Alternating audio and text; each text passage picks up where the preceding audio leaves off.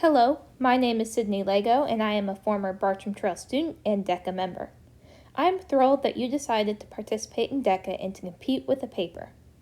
Today, I'm going to show you the DECA presentation that enabled my team to finish 8th at ICDC, along with some tips and tricks that you should keep in mind for your own presentation. The first topics I'm going to address are professionalism and practice. If you and your team want to be winners, you need to dress and act like winners. This means following the DECA dress guidelines and presenting with confidence. The key to having confidence while presenting is practicing over and over again and knowing your lines. My sister and I practiced more than 25 times between the state and international competition. As you will see, my sister and I competed with a 20-page paper in the Project Management Business Solutions project. All DECA presentations have a time limit of 15 minutes, and that includes time for questions from judges. Our presentation averaged 14 minutes, leaving 1 minute for questions. The key to a successful presentation is trying to structure it based on the presentation rubric and how you structured your paper. Obviously, you don't have enough time to present your whole paper, so you must decide the strongest and most important parts of your paper and focus on those. You will see that the sections I included in my presentation are pretty obvious, as they should be. Without further ado, here is our presentation. I will be stopping it during some parts to make comments and give more advice.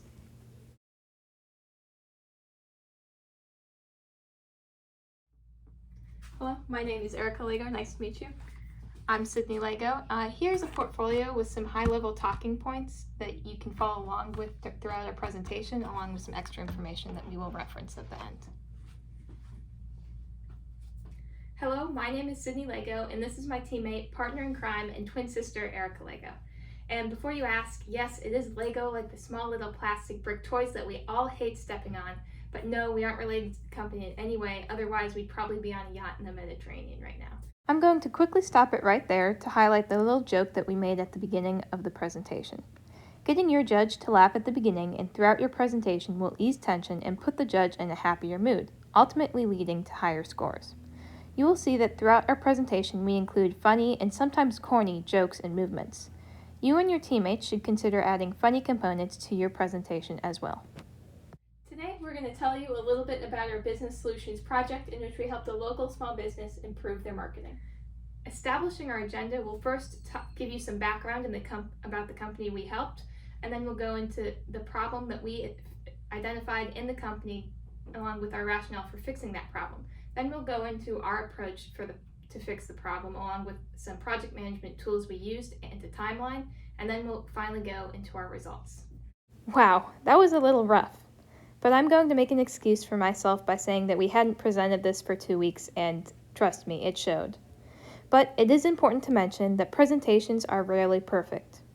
There will be times when you forget a line or just slip up. And it's not a big deal if you mess up, just keep going and don't draw any more attention to the mistake. As you probably could have guessed, the company we helped is named Jet & Ivy. It's a children's clothing retailer that is focused on children ages 0 to 14. It's located in St. Johns County, Florida, and was opened by Terry Ann Wakefield in December of 2020. She was our main contact throughout our project, and the name Jet & Ivy stands for the fast growth of children, with Jet representing fast and Ivy representing growth. Jet & Ivy sells high-quality children's clothing brands such as PJ Salvage, Hayden, and Hurley. Now you can find these same brands in big box retailers such as Nordstrom. However, Jet & Ivy sells them for significantly reduced prices, making it more affordable for parents. So they find the happy median between the kids that just want to look their best every day at school and the parents that just want to save a few bucks. Moving into the problem that Jet & Ivy faced. As I mentioned earlier, Jet & Ivy is located in St. Johns County, Florida. This is the 4th fastest growing county in the United States, with thousands of new families moving in recent years. This has made it difficult for Jet & Ivy to succeed using traditional marketing methods, like radio, newspaper, and magazines. Because of this, they've been using geofencing, which is a type of online marketing tool that allows them to cast a digital net in a specific geographic location that they can target with their online advertising. For example, if you've ever been walking or driving by a store and you see ads for that store on your phone, that's an example of geofencing. If you're ever trying to explain a difficult concept or idea, such as geofencing, first try to form a mental image in the judge's mind of what you're talking about. For example, Erica mentioned geofencing was like casting a digital net. If you think you should explain further, try to find a personal connection between the judge and the idea or concept. Now, Jet and Ivy was just targeting random, high-traffic locations surrounding their store with geofencing, with little understanding of who their target market was and where they were located. This resulted in an ineffective geofencing strategy and ultimately wasted marketing budget.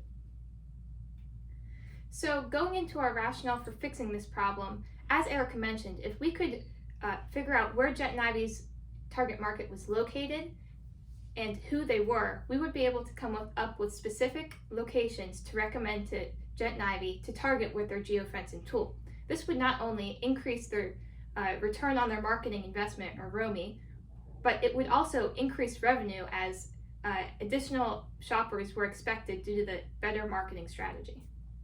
Moving into our approach and how we determined where to target with geofencing, we used 3 different research methods, with the first one being a survey. We designed and distributed a survey in the areas surrounding Jet and Ivy.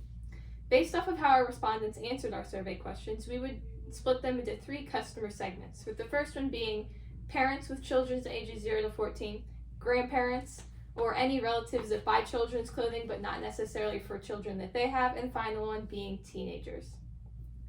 Now, a key part of our monitoring and controlling was ensuring we had enough respondents in each of these customer segments. We did this by having multiple different distribution methods for our survey to capture different customer segments. The first one was face-to-face, in-person distribution. We went to local community events and sports fields and asked people if they would like to take our survey. Now, most people aren't exactly jumping for joy to take a survey, so we learned to incentivize them to take a survey by telling them it was to help a local small business and telling them about the 10% coupon we had at the end of the survey for Jet and Ivy. This in-person, face-to-face distribution for our survey was a big part of our personal growth during this project. At first, Cindy and I were a little nervous about approaching a random stranger and asking them to take a survey, which is something they probably didn't want to do. But as we approached more people and talked to more people, we felt more comfortable and we broke out of our shell. Now, Cindy and I are completely comfortable walking up to a random stranger and striking conversation. Moving on to a second distribution method for our survey, which was to capture teenage respondents. We posted QR codes to our survey in classrooms at our school, and we also posted a link to our survey on school communication pages for students to go on. Our third distribution method was to capture parent respondents, and we emailed parents of students at our school the survey, and we also posted our survey on school social media pages. Our final distribution method was to reach grandparent and parent respondents, and we posted a link to our survey on local neighborhood social media pages like Nextdoor and all the areas surrounding Jet and Ivy. Moving on to our second type of research, which was secondary online research. We looked on multiple demographic websites to determine the areas and neighborhoods surrounding Jet and Ivy with the highest concentration of children's ages 0 to 14 and the highest median income. Our final research method was an expert interview. We interviewed a local real estate agent who had more than 20 years experience in St. Johns County, Florida. She was really able to tell us where our target market was currently located, where they were moving to, and what areas they were growing in. And what she told us really helped confirm our results from our other 2 research methods. Ultimately, with all of our results and data from our research, we were able to determine specific locations that Jet and Ivy should target with their geofencing in order to capture their target market. Throughout our project, we used many different project management tools to make sure we were on track and successful. Now, one of the most important project management tools we used were our key performance indicators, and these allowed us to measure our success as the project went on. Now, our first KPI was to get a minimum of 90 survey responses. Why 90? Well, 30 is considered a statistically significant sample, which means that our results are not up to chance, especially when we go to analyze the data afterwards. However, because we were looking at 3 distinct customer segments, parents, grandparents, and teens, we needed 30 responses in each of those segments, ultimately adding to 90. Our second KPI was to identify 3 neighborhoods to target using geofencing, and these would all be neighborhoods with a high median income and a high concentration of kids ages 0 to 14, and would be a result of our research above. Our third KPI was to increase geofencing marketing clicks by 10%. If our clicks didn't increase at all or by less than 10%, it was likely that the areas we recommended did not contain our target market, and that we were going to see some difficulties in the future of the project. Our fourth and most important KPI was to increase revenue by 7% compared to December 2021. Now, we enacted our recommendations over December 2022, and just so there was no bias in our results, because December, as you know, is a holiday shopping season and more purchases are being made in general, we had to compare it to the previous December. Now, as I mentioned, this is our most important KPI, and that is because having a better understanding of your target market and more geofencing clicks is great and all, but if it doesn't lead to any monetary gain in the end, it's sort of pointless, which is why this is so important. Now, another project management tool we used was a risk management plan, which we established before the project even began, and it had 4 steps in it. The first step was to identify all possible threats and risks to the project, and then we ranked each of these risks on a low, medium, or high threat level to the project. And based off that threat level, we created a risk mitigation strategy for each of them and then implemented them throughout the project.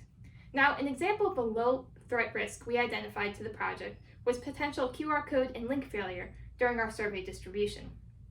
Now, in order to mitigate this risk, we constantly tested all of our QR codes and links before distributing them, and then we also monitored our survey response rate to make sure there was no sudden lag or drop off in responses.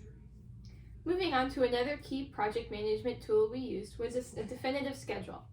At the beginning of our project, we created a schedule so that we knew we were on track and set up for success for our project. As you can see here, our project started on October 1st, and the first 2 months were primarily spent on research, data analysis, and coming up with geofencing recommendations. By November 26th, we made our final recommendations to Terry Ann and Jet and Ivy, and by December 1st, they were implemented. By December 31st, we had our final results and we could determine if our project was a success. Another project management tool that goes hand in hand with a definitive schedule is a human resources management plan. This sets roles and responsibilities for each member of our team so they know what they are responsible for during the project. Cindy and I were project managers, and we were responsible for conducting research, analyzing the data, and coming up with geofencing recommendations. Terry Ann, the owner of Jet and Ivy, was responsible for setting our project goals, coming up with survey questions, and enacting our final geofencing recommendations. Morgan Butterfield, the store manager of Jet and Ivy, was also responsible for coming up with survey questions and brainstorming distribution methods for our survey. Our final team member was Catherine Farina, who is our DECA advisor. She helped with the survey design and distribution. These roles and responsibilities, mixed with a definitive schedule, allowed everyone to know what they were responsible for and when they were responsible for getting it done by. This allowed our project to flow smoothly and ultimately led to its success. Moving on to the results of our project, and these results are based off the key performance indicators I mentioned earlier. Now, the first KPI was to get a minimum of 90 survey responses. We ended up obtaining 168 survey responses comprising of more than 30 in each of our 3 customer segments. Our second KPI was to identify 3 neighborhoods to target using geofencing.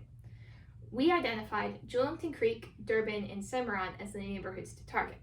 Now, initially, Terry Ann was surprised with these results because she thought, especially for Julington Creek and Durban, that the parents there weren't willing to make the 20-minute drive from their neighborhood to the store location.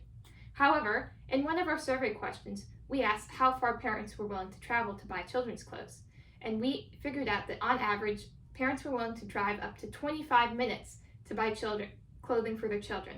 And this ultimately opened these neighborhoods up for targeting and marketing. And in addition to this, all 3 of these neighborhoods have a concentration of more than 30% of kids ages 0 to 14 and a median income above $100,000. Now, our third KPI was to increase geofencing marketing clicks by 10%. Our clicks ended up increasing by 12%, which was way beyond our original goal of 10. And this just signified to us that the areas we recommended and targeted the neighborhoods above, contained our target market, and that our project was likely a success. Our fourth and most important KPI was to increase in-store revenue by 7%. Jet and Ivy's revenue ended up increasing by 10%, which was way beyond our original goal. Unfortunately, I can't give you the hard number of that 10% because, understandably, Terry Ann wasn't comfortable sharing that number with us. However, this was way beyond our original goal, and it was way beyond what Terry Ann expected from this project. At the end of any project, it's important to look back and determine what you could have done differently or improved upon.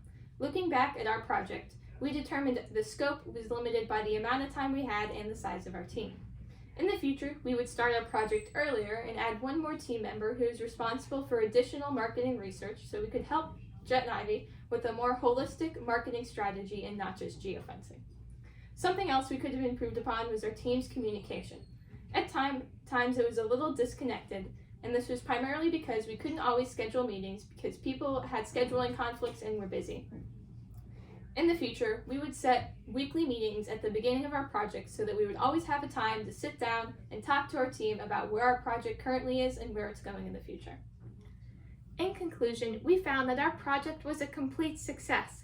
We met and often exceeded all of our goals and expectations. We were thrilled with the result, and more importantly, Terry Ann was ecstatic. We learned a lot from this project, and we hope you've learned a lot from this presentation. Thank you for listening.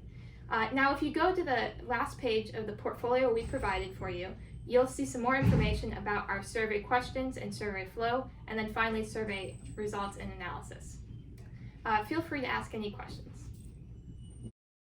I hope the presentation tips I have provided will help you in your effort to get DECA glass. Also remember to smile. DECA is supposed to be fun, and you shouldn't look terrified while presenting. Nothing catastrophic will happen if you don't do well, so just enjoy yourself. Good luck with your presentation, and go Bears!